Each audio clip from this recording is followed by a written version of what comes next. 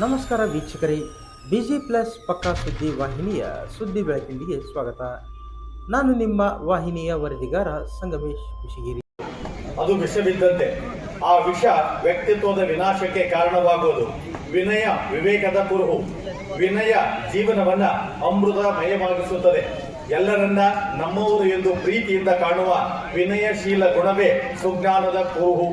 ಅಹಂಕಾರವನ್ನ ತ್ಯಜಿಸಿ ಇತರರ ತಪ್ಪುಗಳನ್ನ ಕ್ಷಮಿಸಿ ವಿನಯದಿಂದ ಬಾಳಿದಾಗ ಸಮಾಜದಲ್ಲಿ ಶಾಂತಿ, ಸಾಮರಸ್ಯ, ಸಮಾನತೆ, ನಮ್ಮೆಲ್ಲರ ಉದ್ಧಾರ ಒಳಿತು ಸಾಧ್ಯವಾಗಬಲ್ಲದು ಅನ್ನುವಂಥದ್ದನ್ನ ನಾವಿವತ್ತು ಅರಿಬೇಕಾಗಿದೆ.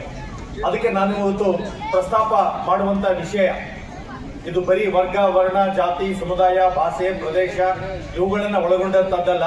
ಅದಕ್ಕಿಂತ ಮಿಗಿಲಾದದ್ದು ನಮ್ಮನ್ನ ನಾವು ಅರಿತುಕೊಂಡು ಸಾಮರಸ್ಯದ ಜೀವನವನ್ನ ನಾವು ಬದುಕಿದ್ದೆ ಆದ್ರೆ ನಮ್ಮೆಲ್ಲರ ಬದುಕು ಅದು ಬೆಳಕಾಗಬಲ್ಲದು.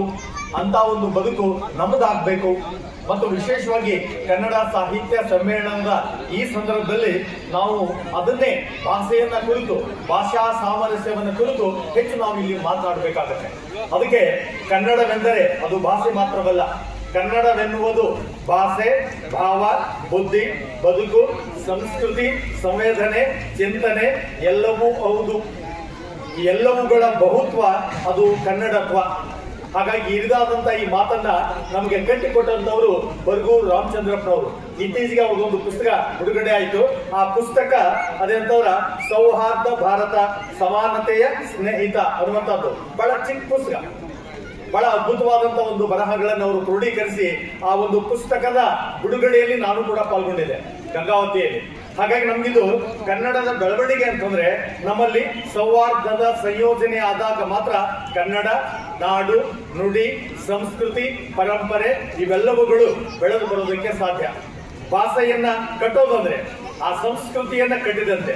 ಹಾಗಾಗಿ ಆ ಸಂಸ್ಕೃತಿಯನ್ನ ಕಟ್ಟೋದು ಅಂದ್ರೆ ವಿವಿಧ ಜಾತಿ, ಮತ, ಪಂಥ, ಪಂಗಡ, ಧರ್ಮ ಇವೆಲ್ಲವುಗಳನ್ನ ತೊಡಗಿಸಿಕೊಂಡು ಕನ್ನಡ ತಾನೇ ತಾನಾಗಿ ಬೆಳೆದು ಬರಬೇಕಾಗಿದೆ. ಆ ದಿಶೆಯಲ್ಲಿ ನಾವು ಇವತ್ತು ಇಂಥ ಸಮ್ಮೇಳನದಲ್ಲಿ ನಾವು ಅದನ್ನ ಆಚರಿಸುವಂತ ಚಿಂತನ ಮಂಥನ ಮಾಡುವಂತದ್ದನ್ನ ಅರಿಬೇಕಾಗಿದೆ. ಅದಕ್ಕೆ ನಾವು ಇವತ್ತು ಹೇಳುವಂತಹದ್ದು, ಈ ಭಾಷೆ ಬೆಳಿಬೇಕಂದ್ರ ನಮ್ಮಲ್ಲಿರ್ತಕ್ಕಂಥ ತಾರತಮ್ಯಗಳು ಹೋಗ್ಬೇಕು. ಮೇಲಿರಿಮೆ, ಕೀಳಿರಿಮೆ ಹೊರಟೋಗ್ಬೇಕು. ಹಿಂದುಳಿದವರು, ದಲಿತರು, ತಳ ಸಮುದಾಯದವರು, ಬುಡಕಟ್ಟಿನವರು ಕರ್ನಾಟಕ ಸಂಸ್ಕೃತಿಗೆ ಅಪಾರವಾದಂತಹ ಕೊಡುಗೆಯನ್ನು ಕೊಟ್ಟು ಬಹುತ್ವದ ಒಂದು ಬದುಕನ್ನ ಕಟ್ಟಿಕೊಟ್ಟಿದ್ದಾರೆ. ಅದನ್ನು ನಾವ್ಯಾರು ಮರೆಯೋದಿಲ್ಲ. ಅದಕ್ಕೆ ಕನ್ನಡದಲ್ಲಿ ಲಭ್ಯವಾದಂತ ಮೊದಲ ಕೃತಿ ಈ ಸಾಮರಸ್ಯದ ಬದುಕನ್ನ ನಮಗೆ ಅದು ತಿಳಿ ಹೇಳುತ್ತೆ. ಕವಿರಾಜ ಮಾರ್ಗದ ಒಂದು ಪದ್ಯ ಪ್ರಜಾಸತ್ತಾತ್ಮಕ ಮೌಲ್ಯವನ್ನ ಅದು ಒಳಗೊಂಡಿದ್ದು ಸಹಿಷ್ಣುತೆಯ ನೆಲೆಯಲ್ಲಿ ಅದನ್ನ ಅವರು ಮಂಡಿಸಿದ್ದಾರೆ. ಆ ಗ್ರಂಥದಲ್ಲಿ ಬರುವಂತೆ ಕಸವರವೆಂಬುದು ನೆರೆ ಸೈರಿಸಲಾರ್ಪಣೆ ಪರ ವಿಚಾರಮಂ ಧರ್ಮಮಂ, ಅಂದರೆ ಅನ್ಯ ವಿಚಾರ, ಅನ್ಯ ಧರ್ಮವನ್ನ ಸಹಿಸಿಕೊಳ್ಳುವುದು ಬಂಗಾರ ಎಂದರ್ಥ. ಈ ಸಹಿಷ್ಣುತೆ ಕನ್ನಡದ ಭಾಷೆಗೆ ಒಂದು ದಿಕ್ಸೂಚಿಯಾಗಿದೆ. ಕನ್ನಡ ನಾಡಿಗೆ ಇದೊಂದು ದಿಕ್ಸೂಚಿಯಾಗಿದೆ. ಇದು ಕನ್ನಡದ ಅರಿವಿನ ಪ್ರಜ್ಞೆ ಜೊತೆಗೆ ಭಾರತೀಯತ್ವದ ಪ್ರಜ್ಞೆ ಎನ್ನುವಂತದ್ದನ್ನ ನಾವ್ಯಾರು ಮರೆಯುವ ಹಾಗಿಲ್ಲ.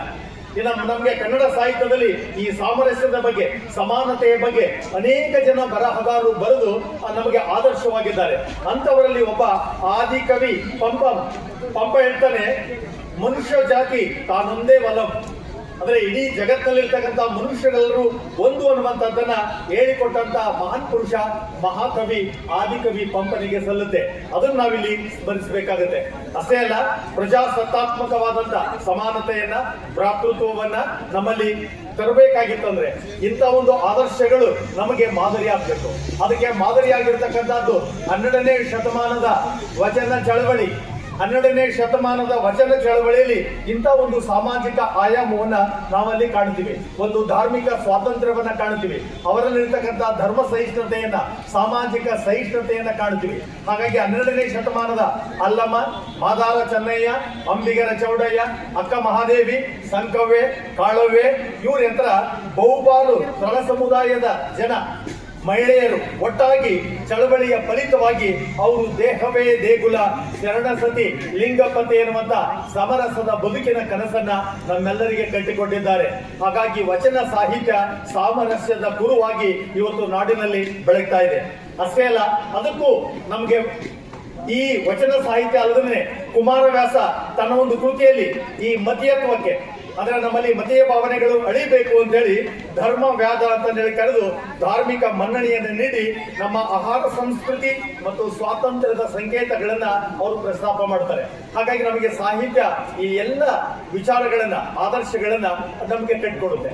ಇನ್ನು ನಮಗೆ ದಾಸ ಪರಂಪರೆ, ಕನಕದಾಸರು ರಾಮಧಾನ್ಯ ಚರಿತ ಅದು ವರ್ಗಮೂಲ ಸಮಾಜದ ಒಂದು ಪ್ರತಿಮಾತ್ಮಕ ವ್ಯಾಖ್ಯಾನವಾಗಿದ್ದು, ಶ್ರೀರಾಮ ರಾಗಿಯ ಪರವಾಗಿ ನಿಲ್ಲುವ ಮೂಲಕ ಶ್ರಮಿಕ ಸಮುದಾಯಕ್ಕೆ ದೈವ ಮನ್ನಣೆಯನ್ನ ದೊರಕಿಸಿಕೊಟ್ಟಂತ ವಿಶಿಷ್ಟತೆಯನ್ನ ಮೆರೆದಿರುವಂತಹದ್ದನ್ನ ನಾವು ಕನಕದಾಸರಲ್ಲಿ ಕಾಣುತ್ತೀವಿ. ಹಾಗೆಯೇ ನಮಗೆ ಪುರಂದರದಾಸರು ಮೈಲಿಗೆಯನ್ನ ವಿರೋಧಿಸಿ ಅವರ ಒಟ್ಟಾರೆ ಈ ದಾಸ ಪರಂಪರೆ ನಮಗೆ ಕನಕದಾಸರು ಮತ್ತು ಪುರಂದರದಾಸರು ಅಂದ್ರೆ ಕರ್ನಾಟಕದ ಅಶ್ವಿನಿ ದೇವತೆಗಳು ಅಂತ ಕರೀತಾರೆ. ಅಂದ್ರೆ ತಾರತಮ್ಯವನ್ನ ತೆಗೆದು ಹಾಕಿ ಅವರ ದೈವತ್ವವನ್ನ ಎಲ್ಲಿ ಕಾಣ್ತಾರೆ ಅಂದ್ರೆ ಜನಸಾಮಾನ್ಯರಲ್ಲಿ ಕಾಣ್ತಾರೆ. ಅಂತ ಜನಸಾಮಾನ್ಯರಲ್ಲಿ ದೇವರಿದ್ದಾರೆ ಅನ್ನುವಂತಹ ತತ್ವವನ್ನ ದಾಸರು ಅಲ್ಲಿಂದ ದಾಸವರಿಣ್ಯರು ಆ ಒಂದು ಪರಂಪರೆಯ ಮೂಲಕ ನಮಗೆ ಕಟ್ಟಿಕೊಟ್ಟಿರುವಂತದನ್ನ ಕಾಣ್ತೀವಿ. ಇನ್ನು ನಮಗೆ ಸರ್ವಜ್ಞ ಕವಿ ಸರ್ವಜ್ಞ ಹೇಳ್ತಾನೆ, ಎಲ್ಲಿ ನಾವು ಸಾಮರಸ್ಯವನ್ನ ಸಮಾನತೆಯನ್ನ ಕಾಣಬೇಕು ಅಂದ್ರೆ ದೈವದನ್ನ ಎಲ್ಲಿ ಕಾಣಬೇಕು, ದೇವರನ್ನ ಎಲ್ಲಿ ಕಾಣಬೇಕಂದ್ರ ಅನ್ನದಲ್ಲಿ ದೇವರಿದ್ದಾನೆ, ಅನ್ನ ದೇವರ ಮುಂದೆ ಇನ್ನೂ ದೇವರು ಉಂಟೆ. ಅಂದ್ರೆ ಪ್ರತಿಯೊಬ್ಬ ಮಾನವ ಅವನಿಗೆ ಅನ್ನ ಬೇಕು, ಹಾಗಾಗಿ ಅದರ ಮುಂದೆ ಮತ್ತೊಂದು ದೇವರು ಇಲ್ಲ ಅನ್ನುವಂತ ಒಂದು ಮಾತನ್ನ ಕಟ್ಟಿಕೊಟ್ಟಿರುವಂತದನ್ನ ನಾವು ಕಾಣ್ತೀವಿ. ಇನ್ನು ನಮ್ಗೆ ಕರ್ನಾಟಕಕ್ಕೆ ಕನ್ನಡ ಸಾಹಿತ್ಯಕ್ಕೆ ಒಂದು ದೊಡ್ಡ ಪರಂಪರೆ. ಆ ಪರಂಪರೆ ಅಂದ್ರೆ ಕನ್ನಡದಲ್ಲಿ ನುಡಿದಂತ ಸೂಫಿ ಸಂತರು, ತತ್ವ ಪದಕಾರರು ಸದಾ ಧಾರ್ಮಿಕ ಸಾಮರಸ್ಯದ ಸಂವೇದನಾಶೀಲರಾಗಿದ್ರು. ಇಲ್ಲಿ ಯಾವುದೇ ಜಾತಿ ಮತ ಪಂಥ ಪಂಗಡ ಅವ್ರು ಯಾವುದನ್ನು ನೋಡ್ಲಿಲ್ಲ.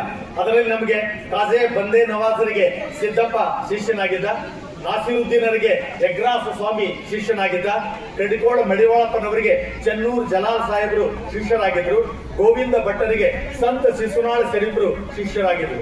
ಈ ಪರಂಪರೆ ಏನಿದೆಯಲ್ಲ, ಈ ಧಾರ್ಮಿಕ ಸಾಮರಸ್ಯದ ಸಾರ್ಥಕ ಪ್ರತೀಕವನ್ನ ನಾವು ಕನ್ನಡ ಸಾಹಿತ್ಯದಲ್ಲಿ, ಅನುಭವ ಸಾಹಿತ್ಯದಲ್ಲಿ, ತತ್ವ ಪದಕಾರರಲ್ಲಿ ನಾವಿದನ್ನ ಕಾಣ್ತೀವಿ. ಅಂದ್ರೆ ತಾರತಮ್ಯವಿಲ್ಲದ ಧಾರ್ಮಿಕತೆಯನ್ನ ಬದುಕಿದಂತ ಸೂಫಿ ಸಂತರು, ಶರಣರು, ತತ್ವ ಪದಕಾರರು ಯಾವತ್ತೂ ಸಮಾಜದ ಸೌಹಾರ್ದರು ಆ ವಿಚಾರಗಳನ್ನು ಅವರು ಪ್ರಸಾರ ಮಾಡ್ತಾ ಹೋದ್ರು. ಇನ್ನು ನಮಗೆ ಆಧುನಿಕ ಕಾಲಘಟ್ಟಕ್ಕೆ ಬಂದ್ರೆ ಕುವೆಂಪು ತಮಗೆಲ್ಲ ಗೊತ್ತಿರುವ ಹಾಗೆಯೇ ರಾವಣನಿಗೆ ರಾಮತ್ವವನ್ನ ನೀಡಿದಂತ ಸರ್ವೋದಯ ಸಂವೇದನೆಯ ಮಹಾಕವಿ ಕುವೆಂಪುರಾಗಿದ್ರು. ಹಾಗಾಗಿ ಕುವೆಂಪುರವರು ಯಾವ ಮತದ ಗೋಜಿಗೂ ಅವರು ಹೋಗ್ಲಿಲ್ಲ. ನನ್ನ ಮತ ಮನುಜ ಮತ ವಿಶ್ವ ಮತ ಎನ್ನುವಂತ ಒಂದು ತತ್ವವನ್ನ, ಸರ್ವೋದಯ ಸಮನ್ವಯದ ತತ್ವವನ್ನ ಅವರು ಸಾರಿ ಹೇಳಿದ್ರು. ಹಾಗಾಗಿ ಅವರಲ್ಲಿ ಏನ್ ಕಂಡು ಬರ್ತಿತ್ತು ಅಂದ್ರೆ ಪೂರ್ಣ ದೃಷ್ಟಿ ಕಂಡು ಬರ್ತಿತ್ತು. ಇನ್ನು ಹಾಗೆ ನಮಗೆ ಮತ್ತೊಬ್ಬ ವರಕವಿ ಬೇಂದ್ರೆಯವರು ಕೂಡ ಇಂಥ ಮಾತನ್ನ ಹೇಳ್ತಾರೆ, ಒಳ್ಳೆಯ ಮನಸ್ಸಿನಿಂದ ಒಂದುಗೂಡಿಸುವುದೇ ಧರ್ಮ. ನಾವು ಧರ್ಮ ಅಂದ್ರ ಹಿಂದೂ ಧರ್ಮ, ಇಸ್ಲಾಂ ಧರ್ಮ, ಕ್ರೈಸ್ತ ಧರ್ಮ ಅಂತಲ್ಲ. ಧರ್ಮ ಅಂದ್ರೆ ಬೇರೆನಲ್ಲ, ಒಳ್ಳೆಯ ಮನಸ್ಸಿನಿಂದ ಒಂದುಗೂಡಿಸುವುದೇ ಧರ್ಮ. ಅಂದ್ರೆ ದ್ವೇಷದಿಂದ ದೂರ ಆಗುವುದೇ ಅಧರ್ಮ. ಅಂದ್ರೆ ದ್ವೇಷದಿಂದ ನಾವು ದೂರ ಆಗಿರ್ಬೇಕು, ಅದನ್ನ ನಾವು ಧರ್ಮ ಅಂತ ಕರಿತೀವಿ ಅಂತ ಹೇಳ್ತಾರೆ ಅವರು. ಅಂದ್ರೆ ದ್ವೇಷ ಅನ್ನುವಂಥದ್ದು ಇರಬಾರ್ದು, ಅದರಿಂದ ನಾವು ದೂರ ಆಗ್ಬೇಕು. ಹೀಗಾಗಿ ನಮ್ಗೆ ನವೋದಯದಿಂದ ಹಿಡಿದು ದಲಿತ, ಬಂಡಾಯ, ಬಹುಪಾಲು ಲೇಖಕಿಯರು ಧರ್ಮ ದ್ವೇಷಕ್ಕೆ ಅವರು ಕೊರಳಾಗ್ಲಿಲ್ಲ. ಅವ್ರೇನಾದ್ರಂದ್ರ ಮಾನವೀಯತೆಯ ಕರುಳಾದರು. ಅಷ್ಟೇ ಅಲ್ಲ, ಸಮತೆ ಮಮತೆಗಳ ಕರುಳ ಕನ್ನಡಿಯಾಗಿ ಮುನ್ನಡಿಯ ಒಂದು ಕನ್ನಡ ನಾಡನ್ನ ಕಟ್ಟಿದ್ರು, ಕನ್ನಡ ಸಂಸ್ಕೃತಿಯನ್ನ ಕಟ್ಟಿದ್ರು, ಕನ್ನಡದ ಭಾಷೆಯನ್ನ ಅವರು ಕಟ್ಟಿದ್ರು. ಹಾಗಾಗಿ ಕನ್ನಡದ ಸಂವೇದನೆ ಅಂತಂದ್ರೆ ಯಾವ ಯಾವ ಕಾಲಕ್ಕೆ ನಮ್ಗೆ ಅದೇ ಅಂತಂದ್ರ ಅಂತಾರಾಷ್ಟ್ರೀಯ, ರಾಷ್ಟ್ರೀಯ, ಸ್ಥಳೀಯವಾಗಿ ಈ ಒಂದು ಸಾಮರಸ್ಯದ ಬದುಕನ್ನ ಅವರು ಕಟ್ಟಿಕೊಟ್ರು. ನಾವು ಕನ್ನಡ ಸಾಹಿತ್ಯದಲ್ಲಿ ಅಂಬೇಡ್ಕರ್, ಗಾಂಧಿ, ಬೋಸ್, ಭಗತ್ ಸಿಂಗ್, ವಿವೇಕಾನಂದರು, ಟ್ಯಾಗೋರ್, ಪೆರಿಯಾರ್ ಅವರೆಲ್ಲರ ಒಟ್ಟು ವಿಚಾರಗಳನ್ನ ಕನ್ನಡ ಸಾಹಿತ್ಯದಲ್ಲಿ ಮೈಗೂಡಿಸಿಕೊಂಡು ಈ ಭಾಷೆ ಬೆಳೆಯುವಂತದ್ದನ್ನ ಕಾಣುತ್ತೀವಿ. ಇನ್ನು ವಿಶ್ವ ಸಾಹಿತ್ಯದಲ್ಲಿರ್ತಕ್ಕಂಥ ಮಾನವೀಯ ವಿಚಾರಗಳನ್ನು ಒಳಗೊಂಡಂತ ಶೇಕ್ಸ್ಪಿಯರ್, ಟಾಲ್ಸ್ಟಾಯ್, ಗಾರ್ಕಿ ಮುಂತಾದವರ ಏನು ಜಗತ್ತಿನ ಒಳ ವಿಚಾರಗಳಿದ್ವಲ್ಲ, ಶ್ರೇಷ್ಠವಾದಂತ ತತ್ವಗಳಿದ್ವು, ಅದಕ್ಕೆ ಕನ್ನಡ ಸಾಹಿತ್ಯ ಸ್ಪಂದಿಸಿರುವಂತದ್ದನ್ನ ಕಾಣ್ತೀವಿ. ಅದಕ್ಕೆ ನಾವು ಇಂಥ ಸಮ್ಮೇಳನಗಳಲ್ಲಿ ನಾವೇನಿವತ್ತು ಆಚರಿಸಬೇಕಂದ್ರ ಇಂದು ನಾವು ಮತೀಯವಾದದಿಂದ ದೂರವಾಗಿ ಕನ್ನಡದ ಪ್ರತಿಪಾದಕರಾಗಬೇಕು. ಕನ್ನಡ ಮನಸ್ಸು ಅಂತಂದ್ರೆ ಅದು ಸಾಮರಸ್ಯದ ಮನಸ್ಸು, ಸಹಿಷ್ಣುತೆಯ ಮನಸ್ಸು, ವಿಶೇಷವಾಗಿ ಸಮಾನತೆಯ ಮನಸ್ಸು, ಜೊತೆಗೆ ಮನುಷ್ಯ ಜಾತಿ ತಾನೊಂದೇ ವಲಂ ಎನ್ನುವಂತ ಪಂಪ ಮಹಾಕವಿಯ ಶ್ರೇಷ್ಠ ತತ್ವಗಳನ್ನ ನಾವು ಇವತ್ತು ಅಳವಡಿಸಿಕೊಳ್ಬೇಕಾಗಿದೆ. ಅಳವಡಿಸಿಕೊಂಡಾಗ ನಮ್ಮ ಬದುಕು ಏನಾಗ್ತದೆ ಅಂದ್ರ ಅಲ್ಲಿ ಸಹನೀಯವಾಗುತ್ತೆ. ಅದಕ್ಕೆ ನಾವು ಇವತ್ತು ಅರಿಬೇಕಂತದ್ದು ಇವತ್ತು ಬಹಳಷ್ಟು ಈ ಸಾಮರಸ್ಯದ ಅಗತ್ಯ ಏನಿವತ್ತು ಅನ್ನುವಂತ ಪ್ರಶ್ನೆಯನ್ನ ನಮ್ಮ ಮುಂದೆ ಇಟ್ಕೊಂಡಾಗ ನಾವು ಇವತ್ತು ನೋಡ್ರಿ ಈ ಸಾಹಿತ್ಯ ಸಮ್ಮೇಳನದಲ್ಲಿ ಬಂದಿರುವಂತಹದ್ರಿಂದ ಒಳ್ಳೆಯ ಶ್ರೇಷ್ಠವಾದಂತಹ ವಿಚಾರಗಳ ಕುರಿತು ಚಿಂತನ ಮಂಥನ ಮಾಡೋದಕ್ಕೆ ನಾವು ಯಾವುದೇ ಧರ್ಮದವರಿರಲಿ, ಯಾವುದೇ ರಾಜಕೀಯ ಪಕ್ಷದವರಿರಲಿ, ನಮಗೆ ವೈಯಕ್ತಿಕ ಆಚಾರ ವಿಚಾರಗಳು ಏನೇ ಇರಲಿ, ನಾವು ಮುಕ್ತ ಮನಸ್ಸನ್ನ ಹೊಂದಿರಬೇಕು. ಅದರಲ್ಲೂ ಮತೀಯ ವಿಷಯಗಳಂತ ಭಾವನಾತ್ಮಕ ಸೂಕ್ಷ್ಮ ಸಂದರ್ಭಗಳಲ್ಲಿ ಬಿಗಿ ನಿಲುವು ಸಲ್ಲದು. ಅಲ್ಲೇನಿರ್ಬೇಕಂದ್ರ ವ್ಯಕ್ತಿ ಪ್ರತಿಷ್ಠೆ, ಮತಾಂಧತೆ, ಹಣಬಲ, ತೋಳ್ಬಲ, ರಾಜಕೀಯ ಬಲಗಳ ಚೇಷ್ಟೆಯಿಂದ ಜನಸಮೂಹದ ಒಂದು ಸಹಜೀವನಕ್ಕೆ, ರಾಷ್ಟ್ರದ ಐಕ್ಯತೆಗೆ, ಸಾಮಾಜಿಕ ಧಾರ್ಮಿಕ ಅಸಹಿಷ್ಣುತೆಗೆ ಅಮಾಯಕರು ಅಸಹಾಯಕರು ಬಲಿಯಾಗಬಾರ್ದು.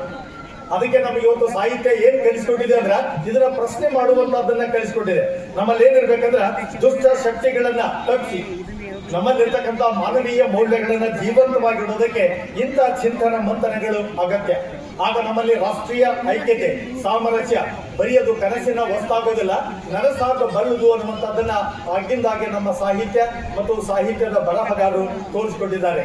ಅದಕ್ಕೆ ನೋಡ್ರಿ, ಇವತ್ತು ನಮಗೆ ಧರ್ಮದ ಸಂರಕ್ಷಣೆ, ಧರ್ಮ ಜಾಗೃತಿಗಾಗಿರುವಂತಹ ಧರ್ಮಗುರುಗಳು, ರಾಷ್ಟ್ರದ ಆಗುಗಳನ್ನು ನೋಡಿಕೊಳ್ಳುವಂತಹ ಜನಪ್ರತಿನಿಧಿಗಳು, ಸಮಾಜ ಜಾಗೃತಿಗಾಗಿ ಇರುವಂತಹ ಸಮಾಜ ಸುಧಾರಕರು, ಸಮಾಜ ಪರಿವರ್ತನೆಗಾಗಿ ಇರುವಂತಹ ಬುದ್ಧಿಜೀವಿಗಳು ನಮ್ಮಲ್ಲಿ ಏನು ಬಿತ್ತಬೇಕು ಅಂದ್ರೆ ಅವರು ಸಾಮರಸ್ಯವನ್ನ, ಸೌಹಾರ್ದತೆಯನ್ನ, ಸಮಾನತೆಯ ಕನಸನ್ನ ಬಿತ್ತಿ ಅದನ್ನ ಪೋಷಿಸಬೇಕಾಗುತ್ತೆ. ಹಾಗಾಗಿ ನಮ್ಗೆ ಇವತ್ತು ಅರ್ಥ ಮಾಡಿಕೊಳ್ಬೇಕಾದದ್ದು ಏನಂದ್ರೆ, ಎಲ್ಲ ಧರ್ಮಗಳಿಗಿಂತ ಶ್ರೇಷ್ಠವಾದಂತಹ ಧರ್ಮ ಅಂದ್ರೆ ನಮ್ಮ ಸಂವಿಧಾನ ಧರ್ಮ. ಯಾಕಂದ್ರೆ ಸಂವಿಧಾನದ ಅಡಿಯಲ್ಲಿ ನಮ್ಮ ಸಂಸ್ಕೃತಿ, ನಮ್ಮ ಭಾಷೆ, ನಮ್ಮ ಪ್ರದೇಶ, ನಮ್ಮ ದೇಶ, ನಮ್ಮ ಜೀವನ ರೂಪವಾಗುತ್ತೆ. ಅದಕ್ಕೆ ನಮಗೊಬ್ಬ ಸಾಹಿತ್ಯ ಮಾತನ್ನು ನಾನಿಲ್ಲಿ ಉಲ್ಲೇಖಿಸ್ತೇನೆ. ನಮ್ಮ ಜಿಲ್ಲೆಯ ಅಲ್ಲಂಪ್ರಭು ಬೆಡದೂರ್ ಅವರ ಒಂದು ಮಾತು ನಮಗೆ ಮನನೀಯ. ಅವರೊಂದ್ ಕಡೆ ಹೇಳ್ತಾರೆ, ಗುಡಿಗೆ ಹೋದೆ ಎಂದೂ ಆಗ್ಲಿಲ್ಲ, ಚರ್ಚ್ಗೆ ಹೋದೆ ಕ್ರಿಶ್ಚಿಯನ್ ಆಗ್ಲಿಲ್ಲ, ಮಸೀದಿಗೆ ಹೋದೆ ಮುಸ್ಲಿಂ ಆಗ್ಲಿಲ್ಲ, ಎಲ್ಲೆಡೆಯೂ ಮಾನವನಾಗಿ ಉಳಿದೆ, ಮಾನವೀಯತೆಯ ದಾರಿ ತುಳಿದೆ. ಇಂಥ ಒಂದು ಮಾನವೀಯ ದಾರಿಯನ್ನ ತುಳಿಯುವಂತ ಪ್ರಯತ್ನವನ್ನ ನಾವೆಲ್ಲರೂ ಇವತ್ತು ಮಾಡಬೇಕಾಗಿದೆ. ಹಾಗಾದ್ರೆ ಇವತ್ತು ನಮ್ಗೆ ಎಂತ ಒಂದು ಧರ್ಮ ಬೇಕಂದ್ರ ಮಾನವೀಯತೆಯನ್ನು ಬೋಧಿಸುವಂತ ಧರ್ಮ ಬೇಕು. ಆ ಮಾನವೀಯತೆಯ ಧರ್ಮ ಎಂತದ್ದಾಗಿರ್ಬೇಕಂದ್ರ ಸಹಜವಾಗಿರ್ಬೇಕು. ಮನುಷ್ಯ ಸಹಜವಾಗಿ ಜೀವಿಸಿದ್ರೆ ಅದೇ ಧರ್ಮ ಅಂತ ಹೇಳಿ ಡಾಕ್ಟರ್ ವೀರೇಂದ್ರ ಹೆಗ್ಗಡೆ ಅವರು ಉಲ್ಲೇಖಿಸ್ತಾರೆ. ಅದಕ್ಕೆ ನಮ್ಮಲ್ಲಿ ಏನ್ ಬರ್ಬೇಕಂದ್ರ ಧರ್ಮದೊಂದಿಗೆ ಜನಜಾಗೃತಿ ಬಂದಾಗ ಮಾತ್ರ ವ್ಯಕ್ತಿ ಮತ್ತು ಸಮಾಜ ಅಲ್ಲೇನಾಗ್ತದೆ, ಅಭಿವೃದ್ಧಿ ಆಗುತ್ತೆ. ಆ ದಿಶೆಯಲ್ಲಿ ನಾವು ಪ್ರಾಮಾಣಿಕವಾದಂತ ಪ್ರಯತ್ನ ಮಾಡಬೇಕಾಗುತ್ತೆ. ಹಾಗಾಗಿ ಇವತ್ತು ಸಾಮರಸ್ಯ ಅಂದ್ರೆ ಏನು ಅಂತಂದ್ರೆ ಎಲ್ಲರೊಂದಿಗೆ ಹೊಂದಿಕೊಂಡು ಬಾಳುವುದೇ ಬಾಳ ಧರ್ಮ. ಬದುಕಿನಲ್ಲಿ ಸಹನೆ, ಸಹಿಷ್ಣುತೆ, ಸಾಮರಸ್ಯ ಇವುಗಳಲ್ಲಿ ನಂಬಿಕೆ, ಆ ನಂಬಿಕೆಗೆ ನಿಷ್ಠೆ, ನಿಷ್ಠೆಗೆ ಪೂರಕವಾದಂತಹ ಒಂದು ಪ್ರಯತ್ನ, ಇವುಗಳನ್ನ ನಾವು ಮಾಡ್ತಾ ಇದ್ರೆ ಆ ದಿಶೆಯಲ್ಲಿ ಯಶಸ್ಸನ್ನ ಪಡೆಯೋದಕ್ಕೆ ಸಾಧ್ಯ ಆಗುತ್ತೆ. ಅದಕ್ಕೆ ನಮಗೆ ಕನ್ನಡ ಸಾಹಿತ್ಯದಲ್ಲಿ ಶರಣರು, ಸಂತರು, ದಾಸರು, ಸೂಫಿಗಳು ಅವ್ರು ಹೇಳಿದ್ದಂತದ್ದು ಏನಂತಂದ್ರೆ, ನೀನು ಬದುಕು, ಮತ್ತೊಬ್ಬರಿಗೆ ಬದುಕೋದಕ್ಕೆ ಅವಕಾಶ ಮಾಡಿಕೊಡು. ಅದನ್ನೇ ನಾವು ಲಿವ್ ಲೆಟ್ ಲಿವ್, ಅದೇ ಜೀವಿಸು, ಜೀವಿಸಲು ಬಿಡು. ಯಾಕಂದ್ರೆ ಅವರವರ ಧರ್ಮ, ಅವರವರ ವಿಚಾರಗಳು ಅವರವರಿಗೆ ಶ್ರೇಷ್ಠ. ಹಾಗಾಗಿ ಮಾನವೀಯತೆಯ ಹುಡುಕಾಟದಲ್ಲಿ ಇಂತಹ ದಾರ್ಶನಿಕರ ಮಾತುಗಳನ್ನ ನಾವು ಮತ್ತೆ ಮತ್ತೆ ಮೆಲುಕು ಹಾಕಬೇಕಾಗುತ್ತೆ. ಬಹಳಷ್ಟು ಇಂತಹ ಒಂದು ವಿಚಾರಗಳು ಅಲ್ಲಲ್ಲಿ ಒಂದಷ್ಟು ಗಲಾಟೆಗಳಿಗೆ ಕಾರಣ ಆಗ್ತಿರ್ತದೆ. ಅಂತ ಒಂದು ಮನಸ್ಸುಗಳಿಂದ ಆ ಪೂರ್ವಾಗ್ರಹಗಳನ್ನ ತೆಗೆದು ಹಾಕಿ ಸಾಮರಸ್ಯದ ಬದುಕನ್ನ ಈ ಸಂದರ್ಭದಲ್ಲಿ ನಾವು ರೂಪಿಸಬೇಕಾಗುತ್ತೆ. ಅದಕ್ಕೆ ನಮ್ಮಲ್ಲಿ ಇರಬೇಕಾದಂತ ಒಂದು ತಿಳುವಳಿಕೆ, ಅಂತದ್ದು ಒಂದು ತಿಳುವಳಿಕೆಯ ಮಾತನ್ನ ನಮಗೆ ಈ ಸಂದರ್ಭದಲ್ಲಿ ರಾಯಚೂರು ಜಿಲ್ಲೆಯಲ್ಲಿ ಆಗಿ ಹೋದಂತ ಚೆನ್ನೂರ್ ಜಲಾಲ್ ಸಾಬರ ತತ್ವ ಪದಕಾರನ ಒಂದು ಮಾತನ್ನು ಹೇಳಿ ನನ್ನ ಮಾತುಗಳನ್ನು ಮುಗಿಸುವ ಪ್ರಯತ್ನ ಮಾಡ್ತೀನಿ. ಅವರು ಉರ್ದು ಮತ್ತು ಕನ್ನಡ ಭಾಷೆಗಳನ್ನ ಹದಗೂಡಿಸಿ ಆತ ಹೇಳಿದಂತ ಒಂದು ಪದ್ಯ, ಅದನ್ನು ನಿಮ್ಮ ಮುಂದೆ ಸಾದರಪಡಿಸಿ ನನ್ನ ಮಾತುಗಳನ್ನು ಮುಗಿಸುವ ಪ್ರಾಮಾಣಿಕ ಪ್ರಯತ್ನ ಮಾಡ್ತೀನಿ. ಸಬ್ ಕಹತೆ ಈಶ್ವರ್ ಅಲ್ಲ, ಇದ್ರ ಭೇದ ಯಾರಿಗೂ ತಿಳಿದಿಲ್ಲ. ನಿರಾಕಾರ ಸೆ ಆಕಾರ ಊಹೆ, ವೇದ ಶಾಸ್ತ್ರಕ್ಕೆ ನಿಲುಕಿಲ್ಲ. ಹಿಂದೂ ಮುಸಲ್ಮಾನ್ ಶಾಸ್ತ್ರ ಪಡೆದೇ ಹೈ, ಗುರುಮನಿ ಕೀಲ್ ಸಿಗ್ಲಿಲ್ಲ. ಲಾಯಕ್ ಗುರುಕೋ ಜಬ್ ಢೋಂಡ್ ಲಾಕೆ, ಏನ್ ಬೇಕಿದ್ ಕೊಡ್ಬೇಕಲ್ಲ. ಅದಕ್ಕೆ ಅವ್ರು ಮುಂದುವರೆದು ಹೇಳ್ತಾರೆ, ತನ್ಮನ್ ಚೋಡ್ಕರ್ ಆಗಬೇಕು ಕುರುವಿರ ಚೇಲ. ಅಂಬಿ ಕಹತೆ ತುಂಬಿ ಕಹತೆ, ಮಾಡ್ಬ್ಯಾಡ್ರಿ ಗಾಲಿನ ಶೀಲ. ಗುರು ಮಡಿವಾಳನು ಹೋಗರ್ ಬೋಲೆ, ತೊಳೆಯಬೇಕು ಒಳಗಿನ ಮೈಲ. ಅಂದ್ರೆ ಭಾಷಾ ಸಾಮರಸ್ಯಕ್ಕೆ, ಭಾವ ಸಾಮರಸ್ಯಕ್ಕೆ, ಧರ್ಮ ಸಾಮರಸ್ಯಕ್ಕೆ ಇದಕ್ಕಿಂತ ಬೇರೆ ಉದಾಹರಣೆ ಬೇಕಿಲ್ಲ. ಅಂತ ಸಾಮಾನ್ಯ ತತ್ವ ಪದಕಾರನ ದೃಷ್ಟಿಯನ್ನ ನಾವು ಬೆಳೆಸಿಕೊಳ್ಳಿಲ್ಲ ಅಂತಂದ್ರೆ ನಾವು ಕನ್ನಡಿಗರಾಗೋದಕ್ಕೆ ಸಾಧ್ಯ ಇಲ್ಲ.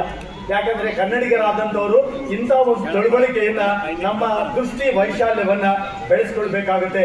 ಅದಕ್ಕೆ ನಮ್ಮ ಮನಸ್ಸು ಮಾಗಿದರೆ ನೆಮ್ಮದಿ ಕೆಡಿಸುವಂತ ವಿಚಾರಗಳಿಂದ, ದ್ವೇಷ, ಅಸೂಯೆ, ಮತ್ಸರ ಇವುಗಳಿಂದ ಹೊರಬಂದು ಅಂತರಂಗ ಬಹಿರಂಗವನ್ನ ಶುದ್ಧ ಮಾಡಿಕೊಂಡು ಚೆನ್ನೂರು ಜಲಾಲ್ ಸಾಬ್ರು ಹೇಳುವಂತ ಮಾಡಬ್ಯಾಡ್ರಿ ಮ್ಯಾಲಿನ ಶೀಲ, ತೊಳಿಬೇಕ್ರಿ ಒಳಗಿನ ಮೈಲ ಎಂಬ ಮಾತು ನಮ್ಮೆಲ್ಲರಿಗೆ ಅದು ಸ್ಫೂರ್ತಿಯಾದೀತು.